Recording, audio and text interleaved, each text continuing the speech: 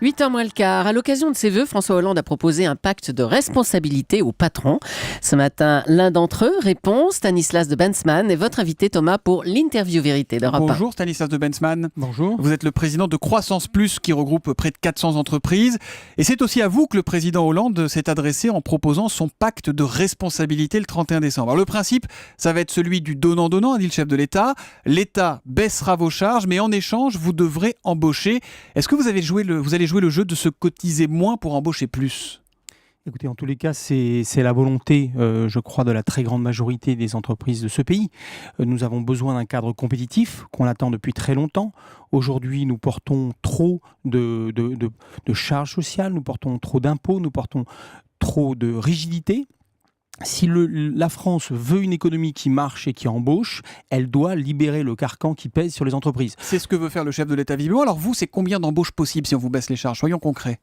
Écoutez, ce qu'a proposé l'ensemble des organisations patronales, c'est de s'engager pour 1 million d'emplois supplémentaires.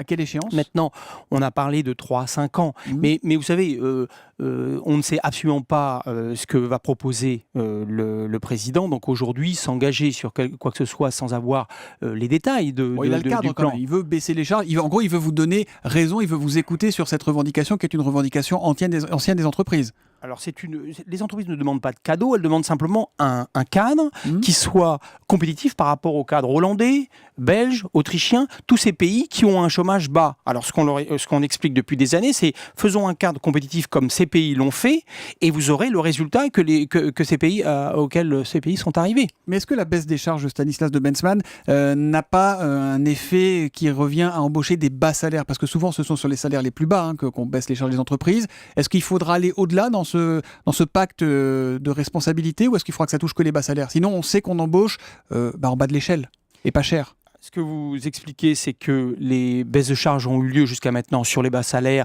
et ont favorisé 1,6 SMIC ou 1,8 SMIC en gros. Oui, ça dépend le CICE, mais la plupart des allègements Fillon, c'était jusqu'à 1,3. Donc effectivement, on favorise exactement l'inverse de ce qu'on veut, c'est-à-dire qu'on favorise l'emploi peu qualifié. Il y en a besoin.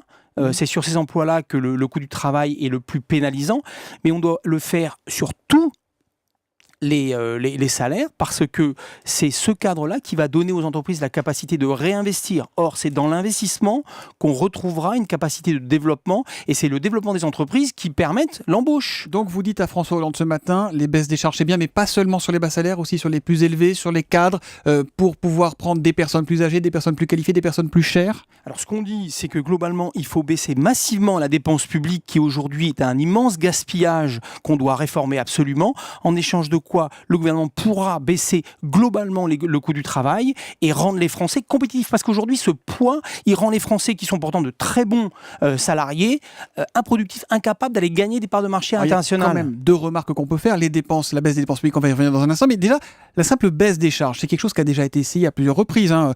93 avec Balladur, 95 avec Juppé. Ça n'a jamais fait baisser le chômage. La baisse des charges, c'est en gros 20 milliards par an sur les dernières années Sarkozy, sur le quinquennat Sarkozy. Le chômage a augmenté pendant les années Sarkozy. Vous savez combien les entreprises françaises payent, en plus des entreprises, par rapport aux entreprises allemandes, d'impôts, de charges et de taxes ? 120 milliards d'euros. Les entreprises françaises aujourd'hui payent 120 milliards d'euros d'impôts supplémentaires au lieu de les réinvestir dans leur gamme de produits et dans leur développement. Ces 120 milliards d'euros que nous payons les entreprises françaises tous les ans de plus que les Allemands, c'est le chômage massif de ce pays. Mais pourquoi ça marcherait maintenant alors que ça n'a jamais marché depuis 20 ou 30 ans ? Ça n'a jamais été fait. Je vous parle de 120 milliards d'euros et vous me parlez de quoi ? Le CICE, c'est 20 milliards après une augmentation de 30 milliards d'impôts supplémentaires depuis 2011. Donc, ce que nous voulons, ce que nous réclamons, c'est un cadre simplement compétitif.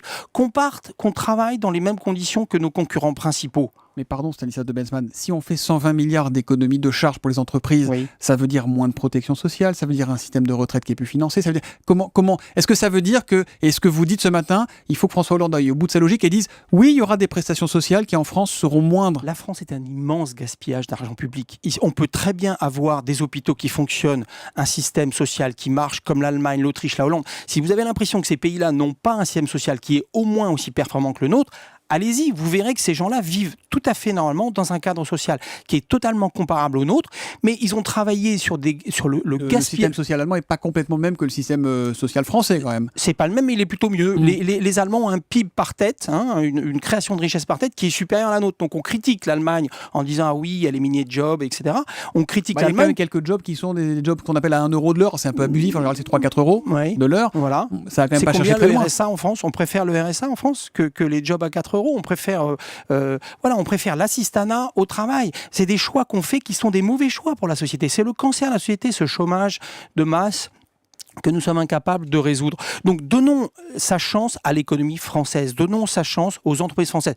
Mais est-ce qu'il faut assumer une baisse des prestations sociales? Est-ce qu'il faut l'accepter, se dire voilà c'est la condition pour relancer la machine? Il faut accepter ce que la Cour des comptes nous dit tous les ans, baisser les gaspillages de l'argent public en France. Nous pouvons avoir un système social qui est performant, mais il doit être performant. On ne peut pas accepter les milliards gaspillés qui tuent l'économie française. Est-ce que le fait que le MEDEF soutienne activement ce projet de François Hollande n'est pas inquiétant pour les salariés, Stanislas de Bensman? Mais le MEDEF représente les entreprises de France. Les salariés et les entreprises ne sont pas en opposition. C'est une vieille idée.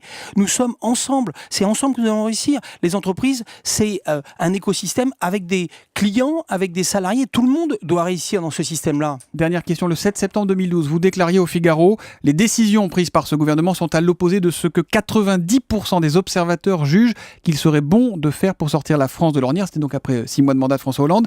Là, aujourd'hui, vous la prenez la main tendue par le chef de l'État? Bien sûr, bien entendu, on l'apprend. Il faut qu'on. C'est le moins qu'on puisse attendre de notre gouvernement qui s'intéresse à ce problème majeur qui est comment fonctionne l'économie française, comment les entreprises réussissent à se développer pour embaucher. C'est le moins qu'on puisse attendre de ce gouvernement. Oui, aux baisses des charges, ça nous permettra d'embaucher, nous dit Stanislas de Bensman, mais à condition qu'on les compte en dizaines de milliards. Ces baisses de charges, c'est la condition sine qua non pour réussir ce million d'embauches dont parlait le patron du MEDEF. Merci Stanislas de Bensman d'être venu ce matin sur Europe 1. Bonne journée. Merci.